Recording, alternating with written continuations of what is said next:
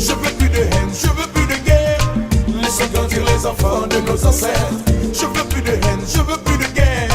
Tout qu'on fait qu'on apporte un peu de bonheur. Radio-Télévision Moussari, chers amis, chers auditeurs, bonsoir, bonjour. Vous êtes avec Chantal Moutega aux antennes de la radio-télévision Moussari. Vous êtes aussi avec Ashley Guemera, qui a bien voulu répondre à notre invitation pour nous parler, pour vous voir, vous saluer. Ashley Guemera, bonsoir. Bonsoir, Madame Chantal Moutega. Bonsoir à tous les auditeurs. Ashley Guemera, rescapé du génocide de 1994, tu es né et grandi au Rwanda. Grandi, c'est trop dire, parce que tu as quitté le pays à l'âge de 7 ans. Ashley, tu as vécu les premières atrocités qui ont suivi l'attentat du président de la République du Rwanda à l'époque, Juvenal Habyarimana, qui était avec son homologue burundais, Ntaryamira, Cyprien Ntaryamira. Ashley, toi, Oui. Tu as vécu ces atrocités. Qu'est-ce que tu peux, à ce moment-là, qu'est-ce que tu as ressenti? Tu n'étais même pas un teenager, tu n'étais qu'un enfant, 7 ans, c'est trop jeune. Mais quand même, est-ce que tu as un souvenir de ce qui s'est passé? Qu'est-ce que tu as retenu? Qu'est-ce que tu as transporté, tu as traînaillé tout au long de ta vie jusqu'à ce jour, jusqu'au 28e anniversaire de la commémoration du génocide commis au Rwanda? Ashley. D'accord. Merci beaucoup, Madame Moutega, pour cette question. Ça vaut la peine d'être traité parce que l'histoire, les faits historiques sont vraiment contraignants. L'histoire, on ne la change pas, même si certains tripotent avec, changent des vocables, changent des mots. Eh bien, l'histoire, elle est telle qu'elle. Quant aux souvenirs, je voudrais d'abord commencer ma souvenance tout au début des années 90. En tout cas, en 1992, lorsque la guerre commence au nord du Rwanda, je veux dire dans la préfecture, à l'époque ça s'appelait préfecture et non province, préfecture de Byumba, nous y habitions, nous y étions. Eh bien, là, par où les balles ont commencé à crépiter, c'était aux alentours de notre domicile. Nous avons quitté la maison des bandades, nous nous sommes déplacés de la préfecture en débandade. Et donc, moi qui vous parle, j'ai été d'abord déplacé de guerre dans mon propre pays avant même d'être réfugié. Alors, de Byumba, nous sommes allés être déplacés de guerre dans le centre de concentration de Nyakyonga. Nyakyonga était tristement célèbre pour avoir accueilli les déplacés de guerre de Byumba et de partout, Ruhengeri peut-être, toutes les préfectures qui étaient affectées par la guerre. Alors déjà, Ashley, c'était en quelle année ça? C'était en quelle année quand tu t'es retrouvé à Byumba? C'était en 1992. Si j'ai bonne souvenance, c'était en 1992, lorsque les rebelles du FPR voulaient en finir avec le pouvoir qui était en place à Kigali à l'époque. Eh bien, donc, j'en ai subi les effets déjà en 1992, gamin tout garçonné que j'étais. Alors, 2 ans, peut-être 1 année et demie plus tard, nous sommes à Kigali, en tout cas aux environs pour être plus précis, de Kigali, Kanombe. Je ne dirais pas tout près, mais quand même dans un rayon peut-être de 300 à 500 mètres par rapport à la résidence du président de l'époque. Si bien que lorsque l'avion avait été percuté par les 2 missiles, en tout cas l'une des missiles qui avait pleinement frappé l'aile de l'avion, le feu s'est allumé, la boule de feu descendait, c'était donc l'avion, on la voyait, c'était en pleine nuit, ça éclairait en quelque sorte la nuit. Eh bien, on a vu cela, c'était la première fois, ce n'était pas dans un film, mais on avait l'impression d'être dans un film. Et voilà, du coup, après la chute brusque de cette boule de feu qui était l'avion présidentiel, les balles ont crépité. Je précise, c'était des traçantes parce qu'on voyait des sortes d'éclairs dans le ciel, dans le ciel qui était plutôt, il faisait nuit, il faisait déjà 20 heures, en tout cas vers 21 heures, mais des balles traçantes. Nous avons dû quitter, nous avons dû tout éteindre qui était allumé. Nous avons dû quitter scrupuleusement la maison pour aller nous cacher dans la bananerie derrière la maison. Parce que, bon, voilà, nous nous disions qu'est-ce qui arrive du coup sur la ville, sur le quartier. Apparemment, c'est nous qui sommes visés. Nous sommes allés nous cacher dans la bananerie derrière la maison.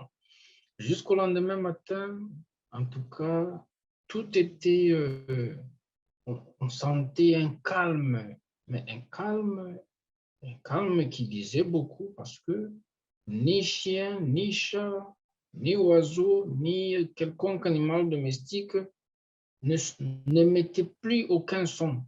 On sentait vraiment que la situation était tendue jusque dans les premières heures de la matinée, lorsqu'on a entendu le journal sur la radio télévision nationale, que voilà, c'est l'avion qui a été abattu, qui avait à bord deux présidents, le président rwandais, le président burundais et les membres de l'équipage, ainsi que voilà, ceux qui les accompagnaient, Dr Akingeneye,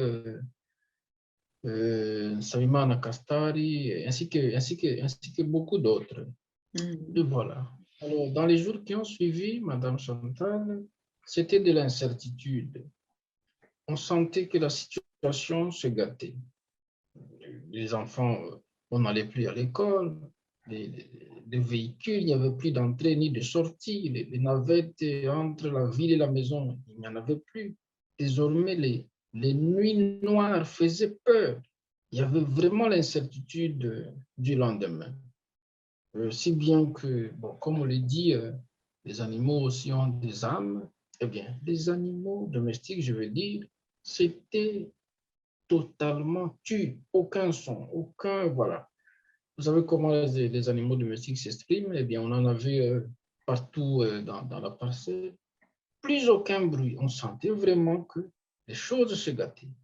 Alors, qu'est-ce que je garde comme souvenir? C'est justement ce changement brusque de la vie tout à fait paisible d'un innocent garçon de moins de 10 ans.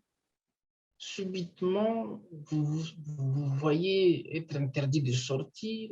D'ailleurs, on ne vous interdit pas, vous le dites, parce qu'il y a eu crépitement de balles comme jamais auparavant. Alors, il n'y avait plus moyen de sortir, aller jouer avec les voisins, les enfants des voisins. Il n'était plus question. Il fallait rester cloîtré à la maison jusqu'à nouvel ordre. Eh bien, voilà, ce souvenir, c'est un souvenir de changement brusque et radical des habitudes d'avant l'attentat et après l'attentat. Eh bien, la guerre a commencé. J'ai l'impression que la guerre n'est jamais terminée depuis lors. Et voilà. Non, Voilà. la guerre n'est pas terminée, n'a jamais été terminée. Mais est-ce qu'aujourd'hui, Ashley, ces moments-là, ces images-là, tu les revois de temps en temps, comme si tu étais vraiment encore dedans, ou c'était un souvenir? Tout à fait, je m'en rappelle. Je voudrais être plus précis pour dire que je m'en rappelle comme si c'était hier. Parce que c'est du vécu, ce n'est pas du raconter, c'est du vécu. C'est des choses que j'ai vécues de moi-même. Comme nous sommes allés nous cacher dans la bananerie derrière la maison après avoir éteint tout ce qui était allumé. Comme nous avons quitté la maison avec quelques bagages contenant quelques vêtements de rechange. Comme nous avions cessé les habitudes de nous promener dans la soirée et dans la nuit, bien, je me rappelle, ce n'est pas que c'est enfoui quelque part et que ça risque d'être oublié. Non, l'histoire, ça ne s'oublie pas. Ça se garde jusqu'au moment où on le raconte. Exemple, Maintenant que je le raconte, voilà, c'est parce que je m'en rappelle. Je m'en rappelle comme hier. Voilà. Ok. Tu me disais que, en fait, tu as été déplacé de ta région natale en 1992. Est-ce que il y a eu des morts aussi à cette époque-là ou tu as vu des morts aussi, de façon à ce que tu puisses nous dire, en fait, moi, je commémore plus que 28 ans.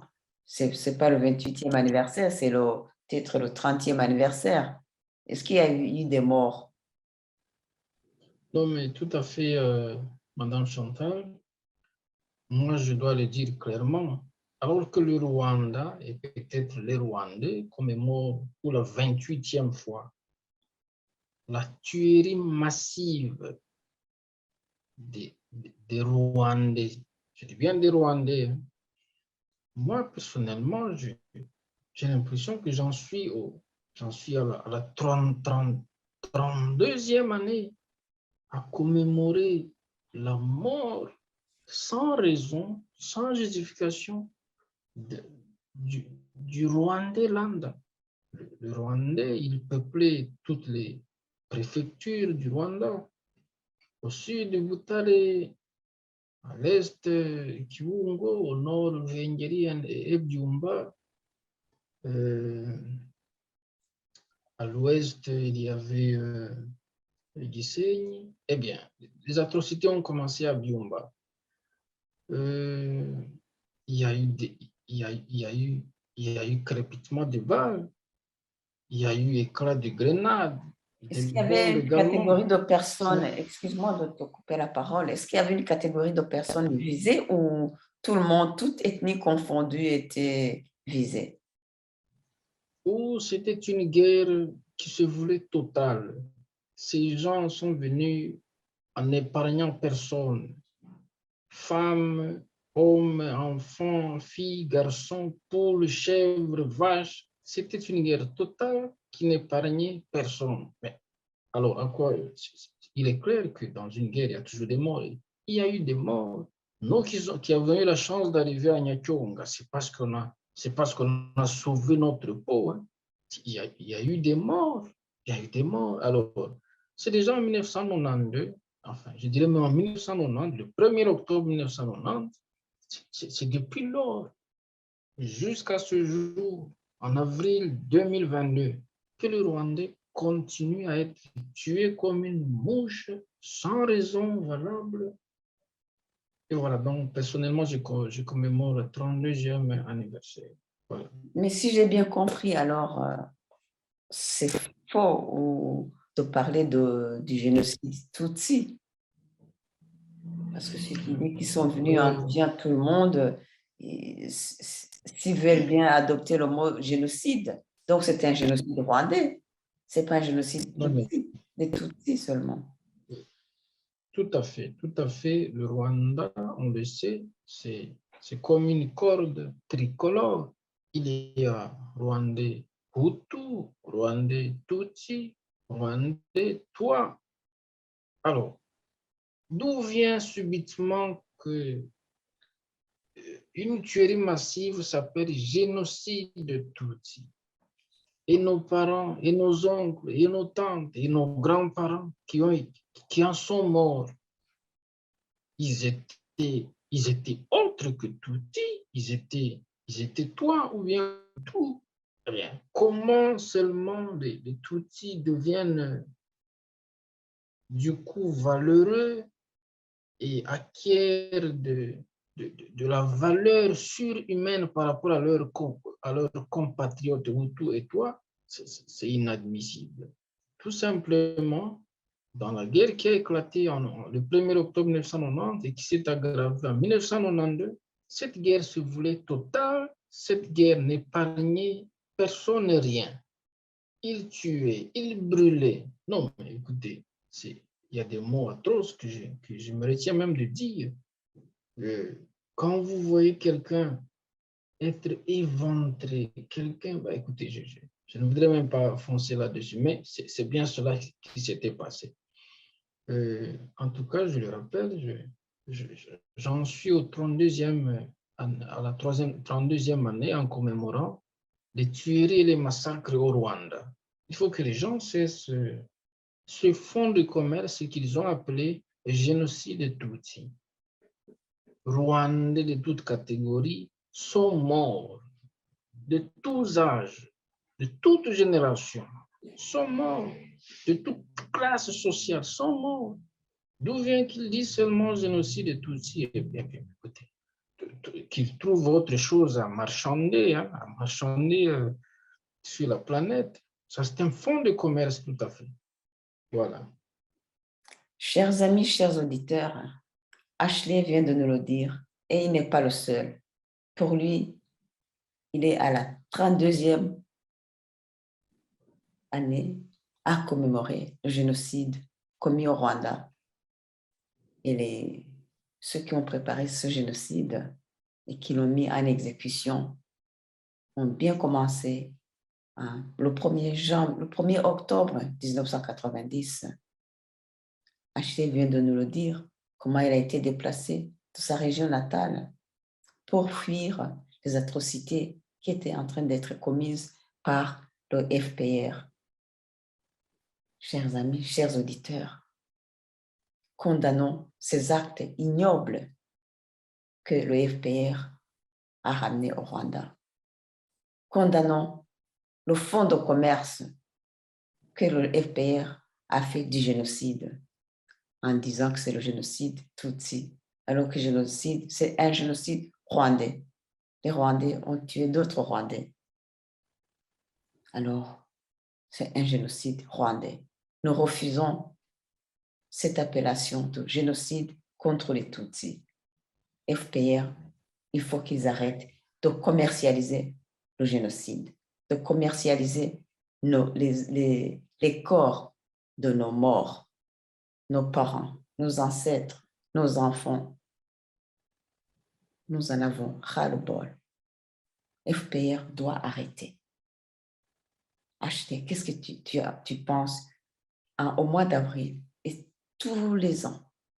Chaque fois au mois d'avril, on déterre des eaux et par hasard, c'est toujours des eaux des Tutsis. Est-ce que tu crois, Ashley? Madame Chantal Motega, chaque mois d'avril au Rwanda, vous venez de dire, il y a déterrement de nouveaux ossements, soi-disant des Tutsis. Mais comment ça ne se termine pas? Mais ça va être déterré jusqu'à quand? Mais combien sont-ils morts? Parce que dans les premiers jours, déjà, on parlait de 800 000 morts. Mais si on continue à déterrer les ossements, on va en arriver à 2,5 millions, alors que c'est connu que c'était 800 000 morts. Enfin, ce sont les statistiques officielles. Encore faut-il vérifier. Alors, ça signifie tout simplement qu'à un certain moment, ces gaillards mercenaires occupant Kigali zigouillent certaines personnes, les ensevelissent à la va-vite en dessous de la terre, en prévoyant les déterrer au mois d'avril pour leur présenter et dire voilà d'autres, voilà des ossements qu'on continue à découvrir. En tout cas, le Tutsi a souffert. Non, le Rwandais a souffert et continue à souffrir sous le gouvernement actuel de Kigali. Il continue donc à alimenter et à raviver cette haine entre les peuples, les différents peuples, les différentes ethnies au Rwanda. En tout cas, il continue à s'éloigner de la réconciliation, de la justice. Il continue à s'éloigner de cela parce que comment pouvez-vous expliquer que chaque fois au mois d'avril, vous rappelez que telle ethnie a été tuée par telle autre? Mais que voulez-vous? Est-ce qu'il y a envie de réconciliation là? Pas du tout. Est-ce qu'il y a envie d'en finir et de classer l'histoire justement dans le passé, évoluer avec le présent et échafauder le futur? Ça, je n'en vois pas. Je ne le sens pas au Rwanda. Chaque fois, ils ne font que raviver la flamme des atrocités qui se sont passées. dans le but de continuer à agenouiller les Hutus, dans le but de continuer à exclure les Toits et continuer à se servir du lait, du miel, du peu de richesse qu'il y a dans le Rwanda. Alors, chaque fois au mois d'avril, ils agitent la corde de l'injustice, croyant faire la commémoration du génocide, entre guillemets, des Tutsis. C'est la corde de l'injustice par excellence. Voilà. Alors, quant aux autres qui ne sont donc pas Tutsis, bon, ils sont obligés de passer ce mois ou ces 3 mois dans la consternation, dans la peur, dans l'humiliation. J'entends dire que souvent, certains n'osent même pas parler à haute voix. Sinon, ils vont se voir rabrouer puisqu'ils n'appartiennent pas à l'ethnie qui a été tuée. Est-ce que vous y voyez justice là? Personnellement, je ne vois pas de justice. Ils s'éloignent davantage de la réconciliation. Ils ensevelissent le plus profondément possible la justice, la concorde entre les peuples. Aujourd'hui, je peux même dire que le Rwanda n'a plus que 3 tendances, Hutu, Tutsi et Tutsi.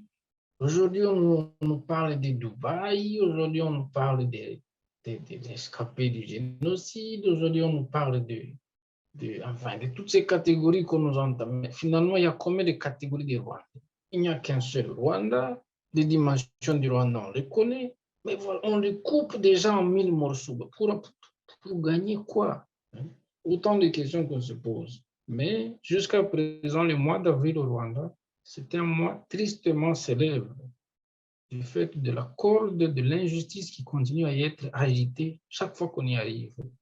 Voilà, Madame Chantal. Oui, le mois d'avril, c'est le mois d'attiser la haine entre les Rwandais. Oui, Tout à fait. on voit que les Rwandais, les Rwandais qu'il a trouvés à l'intérieur du pays, c'était des Rwandais unis, soudés, ça faisait un peuple. Mais eux, ils ont du mal à digérer ça. Et chaque fois, il faut qu'ils inventent des choses pour attiser cette haine. Et cela toujours au mois d'avril. Ouais. Voilà. Et donc, ouais. Ils savent, je ne sais pas moi, quel intérêt ils tirent à diviser, à opposer les Rwandais entre eux. En tout cas, qu'il y ait quelconque gain. Je ne vois pas en quoi ça profiterait un Rwandais à se voir opposé à un autre. Est-ce que ça peut construire quelque chose? Qu'est-ce que ça peut construire de grand? Je n'en vois pas, je n'en sais pas. Mais ils ont un intérêt à le faire parce qu'ils savent très bien qu'ils sont pas voulus, ils ne sont pas désirés au pays. Alors, leur arme, c'est toujours d'essayer de s'aimer la zizanie entre les gens, de ramener, de dire, en fait, de leur dire, vous haïssez les uns les autres, haïssez-vous. Alors que les Rwandais n'ont jamais connu ça avant l'arrivée du FPR. C'est leur intérêt. Sinon, s'ils ne ravivent pas cette haine, ils ne seront plus au pouvoir. Si les Rwandais se mettent ensemble, ils vont les chasser. Et ils ont peur de ça. Et c'est pour cela. Je voudrais leur signifier que s'ils entendent gouverner, s'ils entendent continuer à diriger le Rwanda sous cet angle de maintenir le Rwandais dans la division, ça ne fera pas longtemps parce que la nature réclamera ses droits un jour. Si pendant toutes ces années, des années 70, 80, jusqu'au début des années 90, en tout cas jusqu'avant avril 94, le Rwandais vivait dans l'harmonie. On ne savait pas directement distinguer qui est toi, qui est Tutsi, qui est Hutu, dans la mesure où ils étaient voisins les uns les autres. Il n'y avait pas de quartier propre ou Hutu. ni de quartier propre aux Tutsis, ni d'autres quartiers propres aux Tutsis. Malheureusement, c'est ce qu'on voit, c'est ce qu'on constate actuellement. Il y a des quartiers UP où, voilà, il faut être tel pour y accéder, il faut être tel pour espérer avoir une maison là-dedans. Le tissu social rwandais s'est vu subitement transformé en lambeaux, si bien que on peut même se demander, ces touristes qui y vont, au nom de Visite Rwanda, mais qu'est-ce enfin, d'accord, ils partent visiter les gorilles des montagnes, Ouais. la forêt de Nyungwe, mais le jour qu'ils auront à parler, à converser avec le Rwandais lambda, aujourd'hui vivant au Rwanda, je suis certain que soit ils seront désagréablement surpris, soit ils seront tout simplement mentis, parce que bon, le Rwandais, on le sait, c'est quelqu'un qui ne montre pas du coup ce qu'il est et ce qu'il a en lui. Eh bien, mais le Rwanda, tel qu'il est actuellement, moi, je le prends pour un pays dont la population doit être soumise à une thérapie de la justice et de la réconciliation. Parce que la haine qui continue à être attisée chaque fois au mois d'avril, non, mais c'est inadmissible. Ça continue à creuser de plus en plus en profondeur dans les cœurs des uns et des autres. En tout cas, ça vaut la peine que quelqu'un se lève et dise, eh bien non, et non, levez-vous et foutez le camp, vous avez assez gâché les cœurs des Rwandais. Voilà, madame Chantal. Ashley, le mot Ibuka, c'est un mot qui est sur les lèvres de tous les Rwandais, surtout au mois d'avril. Est-ce que ça te dit quelque chose? Tu peux nous dire ce que tu crois de Ibuka en le rattachant au mois d'avril au Rwanda. Qu'est-ce que ça te dit, Ibuka? Oui, Ibuka, qui signifie souviens-toi, rappelle-toi, qui a fini par être une organisation qui a même des ramifications partout à travers d'autres continents de cette planète. Bon, c'est tout simplement se rappeler de ce qui s'est passé au Rwanda. Mais avec le gouvernement actuel, ce mot a été fortement politisé, au point qu'il signifie que chaque personne qui va émettre un avis qui va à l'encontre des convictions du FPR, les gens de l'Ibuka vont le saisir et dire, hey, écoute, là, tu es dans la logique des génocidaires de 1994, parce que là, tu es en train d'agiter, enfin, d'user des mots qui ressemblent à ceux des génocidaires. Tu as l'idéologie d'un génocidaire. Enfin, tout cela a été compilé dans une histoire qu'ils ont fini par appeler Iwuka. Iwuka, et donc, on dirait que c'est un gros roc qui a été imposé sur les épaules d'une certaine catégorie de Rwandais, tels qu'ils ne peuvent pas se redresser et se tenir droit debout. Ce roc de Iwuka leur maintient toujours courbé. En tout cas, Iwuka a été fortement politisé, en ce sens que ils ont même fini par en faire également un fonds de commerce. Ibuka, les victimes et les rescapés du génocide, je me demande souvent de quoi ils se mêlent en créant des subterfuges. Voilà. Oui. Ils en ont fait un fonds de commerce, comme tu le dis. Et Ibuka, c'est un mot qu'ils se sont appropriés. C'est génocide. Non, il faut que ça arrête, comme tu viens de le dire. Il faut que les gens se lèvent. Et d'ailleurs, il y en a qui se sont levés. Je pense que tu connais les FLN. Ça te dit quelque chose, Ashley, FLN? Ah oui, tout à fait, FLN, ce sont ces jeunes gens qui ont encore du sang bouillonnant, hein, qui en ont marre et qui n'ont pas voulu le taire, qui en ont marre de l'injustice et du degré inexplicable de l'injustice qui prévaut au Rwanda dans toutes les institutions. Le FLN, ça me dit beaucoup, hein? Ça me dit quelque chose. FLN, Force de Libération Nationale. Oui, oui, CNRD, FLN, pour être plus complet et plus précis. Oui, CNRD, FLN, ils n'ont pas voulu tendre le cou pour que le méchant, pour que le FPR le coupe. Non, non. Non, Ils pas ont du tout. enlevé. Pas du Ils ont dit non. tout. C'est pour ça que j'appelle tous les jeunes à venir les soutenir. Non seulement les jeunes, d'ailleurs, toutes les personnes avides de justice devraient venir appuyer, soutenir par chacun avec ce qu'il peut apporter.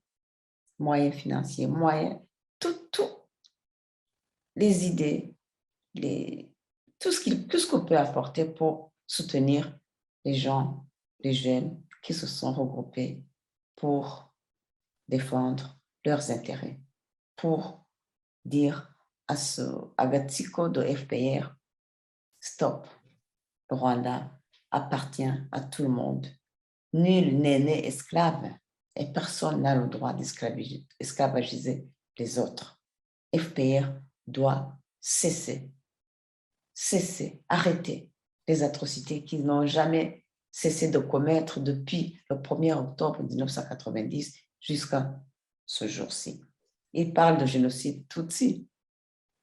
Le génocide de Tutsi a eu lieu un temps, il s'est stoppé. Mais le génocide Hutu a commencé en 1990, en octobre 1990, jusqu'à présent.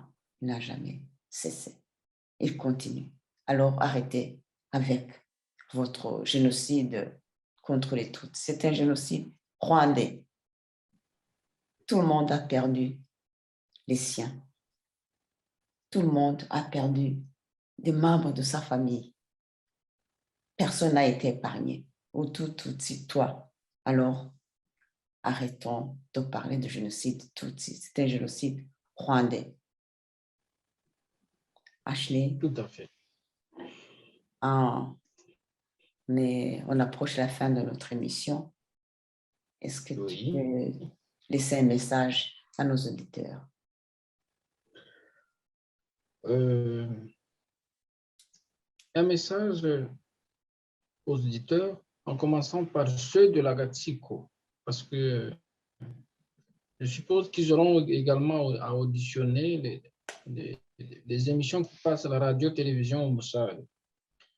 Rares sont les fois où l'actuel président rwandais Paul Kagame s'est exprimé en français. On retiendra même qu'il avait écarté le français et les Français. Malheureusement, l'histoire le rattrape. Les Français sont en train de revenir avec force au Rwanda. Ils ont investi des milliers, des millions d'euros pour raviver le français dans la vie, dans le quotidien des Rwandais. Alors, qu'est-ce qu'il dira un jour sur la tribune du Stade Amahoro en français? Il dira les mots, j'ai l'impression qu'il se le disait à lui-même. Il a dit, les faits sont têtus. Les faits sont têtus. Ce qui a été commis comme atrocité, tôt ou tard, se payera. Ce qui a été créé comme déséquilibre finira par réclamer équilibre. Un exemple illustratif. Pas plus qu'hier, l'ancien président du Burkina Faso, le capitaine Thomas Sankara, les enquêtes avaient continué toutes ces années. Et aujourd'hui, qui ont été attrapés, condamnés à perpétuité, je dis bien à vie, c'est son tueur, la personne du président qui l'avait remplacé, un certain Blaise Compaoré, avec son aide de camp, qui est le général Gilbert Diendéré. Aujourd'hui, ils sont condamnés à vie, à perpétuité, 35 ans après qu'ils aient commis leur besogne. Alors, nous en sommes à la 28e année. Je voudrais dire à l'auteur donc de ces quelques mots français, le lui répéter lui-même. Les faits sont têtus. Alors, je voudrais même le transcrire dans la langue maternelle, le Kinyarwanda. Ntagahora gahanze, ntagahora gahanze. Je voudrais simplement, par ceci, dire à tous les Rwandais, où qu'ils soient, quelconque coin de la planète,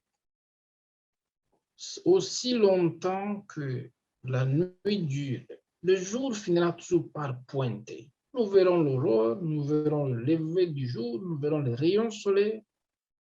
Tous ces tralala qui sont en train de se tramer, tout ce cumulonimbus au-dessus du Rwanda, il va être dissipé par le vent. Il va être dissipé par le vent. Ce gouvernement de Agatsiko, il n'est pas éternel. Eux-mêmes doivent se détromper sur ce point-là. En tout cas, les faits sont têtus. Aujourd'hui, 35 ans après, les commanditaires de l'attentat au Burkina Faso ont été rattrapés par l'histoire et leurs faits. Ils ont été incarcérés et pour le reste de leur vie. C'est clair, le prochain et les prochains, ils sont très probablement au Rwanda. Parce qu'on ne se pose même plus la question de savoir qui est-ce qui a porté atteinte à la vie des deux présidents, Cyprien Alyamira et Juvenal Habyarimana. Cette question ne se la pose plus parce que c'est connu. On n'a plus à tergiverser sur qui a fait cette besogne. Même si les radios officielles, les chaînes, les journaux continuent à faire profil bas, mais c'est connu, c'est du noir sur blanc. Eh bien, les commanditaires qui s'attendent à ce que les faits soient têtus quant à leur vie et au reste de leur vie, et où ils le passeront, ils n'ont qu'à se préparer. Alors, quant aux jeunes Rwandais qui sont également éparpillés dans le pays ainsi que sur les 5 continents, l'actuel gouvernement rwandais a fait couler beaucoup de sang, a travaillé à prolétariser le peuple rwandais avec cette guillotine qu'ils ont appelée les taxes et les impôts. Si bien qu'au Rwanda, certaines personnes peuvent manger assis pendant que d'autres triment, transpirent jusqu'à la dernière goutte de sueur pour que les bourgeois se nourrissent de leur sueur. Cette histoire prendra fin, mais condition pour que ça prenne fin, implication de chaque jeune. Que vous ayez à dire, que vous ayez à donner, que vous ayez à transférer comme quelconque fonds aux jeunes gens du FLN qui sont sur le champ de bataille. Ils sont en plein Rwanda. Détrompons-nous, ils ne sont pas à la frontière congolaise et du côté Congo. Non. Ils sont au Rwanda.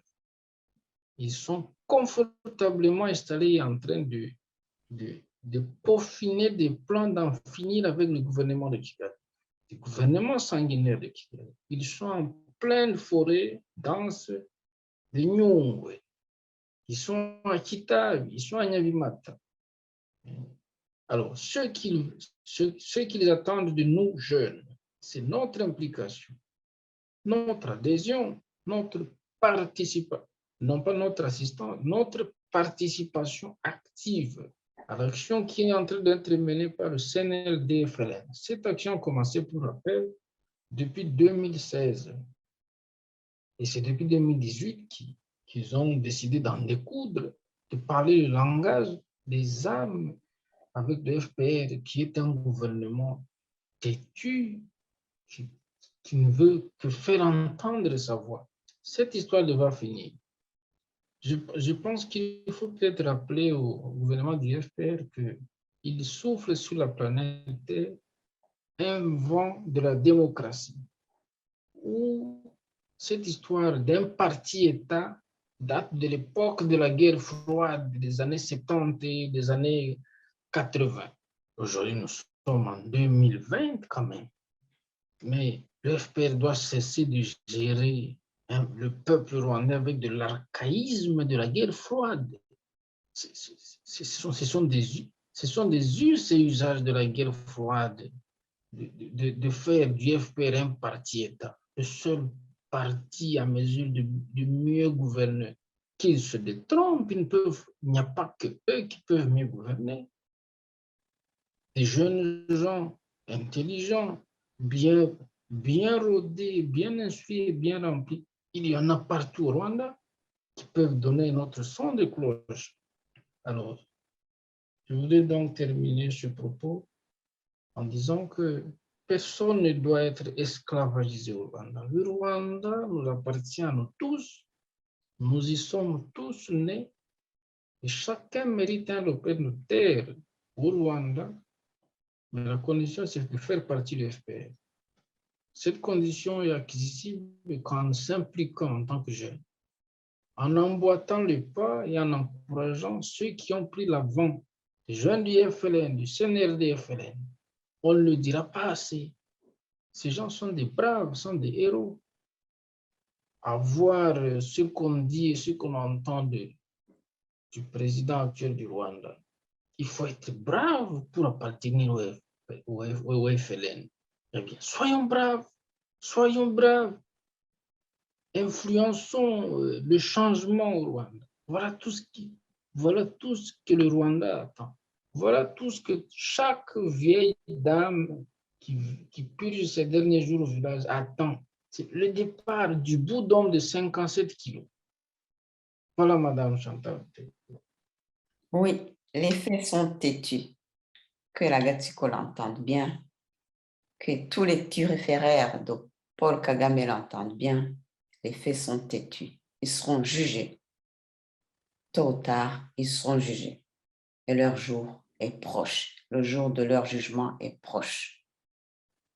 Chers amis, chers auditeurs, merci d'avoir été avec nous. Merci d'avoir suivi la radio-télévision Moussale. Vous étiez avec Chantal Moutega et Ashley Wemera. Ashley, merci beaucoup et à la prochaine fois. Merci beaucoup. À la prochaine, Madame Chantal Moutega. Et bonsoir à tous les auditeurs. Bonsoir. Je veux plus de haine, je veux plus de guerre. Tout en fait qu'on apporte un peu de bonheur.